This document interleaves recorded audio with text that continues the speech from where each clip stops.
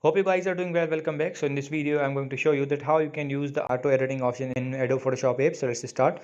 So first of all, what we have to do, we have to go to the Photoshop app. So I'm going to click on this. Let's click on this. And after clicking on this, it will take few seconds in opening it. So we have to wait for a few seconds. So as you can see, I'm going to click on the no.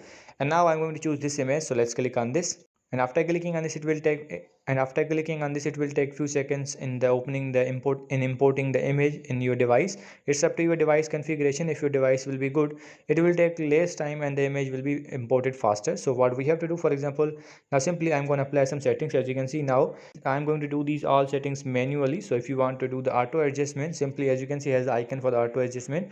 So we have to click on this. So as you can see, after clicking on this, the image will be edited like this. So if you want to apply any kind of other filter, like I'm going to apply this one, and now I'm going to click on this again. As you can see, now let's click on this and you will see the difference. This is the function of auto adjustment and auto editing mode. It will adjust all the things by automatically. If you want to change these things, as you can see, these all things are provided here. If you want to use them, you can also do that.